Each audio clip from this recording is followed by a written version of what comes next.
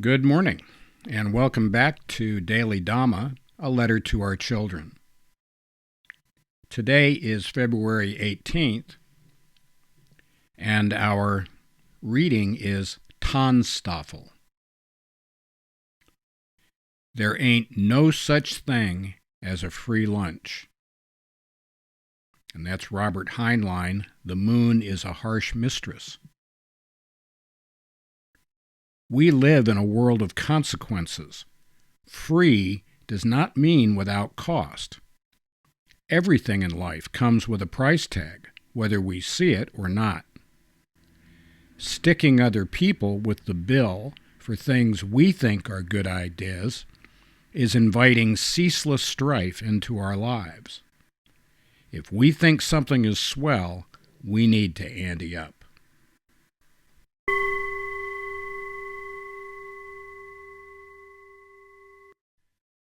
We can have anything we are prepared to pay for.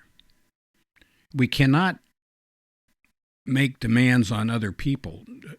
Somebody said the problem with socialism is that eventually you run out of other people's money.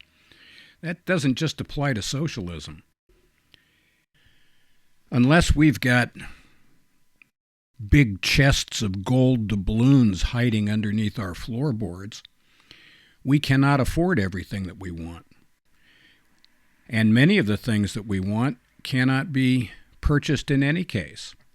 Time, you cannot buy more time. The time that we have, that's it.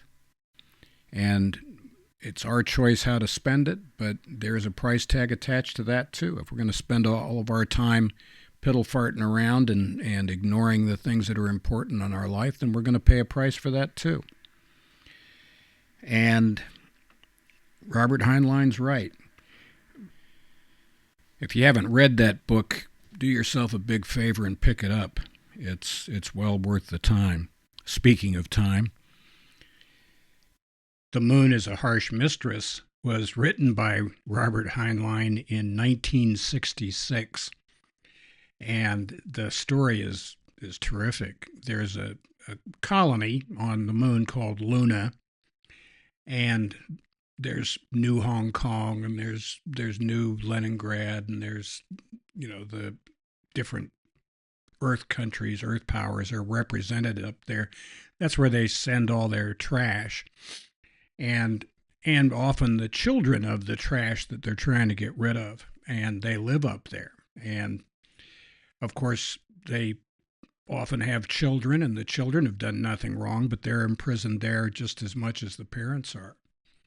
And so Luna, after a while, decides that they're really getting the short end of the stick, and they revolt. Just a quick introduction to the main characters. Manuel O'Kelly, Manny, is a computer tech who discovers that the main computer that runs Luna has become self-conscious, and it has a sense of humor. And he names it Mike after Mycroft, Sherlock Holmes' smarter brother. His girlfriend, or soon-to-be girlfriend, Wyoming Wyo Not, and the prof, who is kind of a smart-ass autodidact guy that is the guiding light for them. Anyway, it's a terrific book. It's a libertarian Bible, too. Just you've been warned. I'm also reminded of A Christmas Carol by Charles Dickens.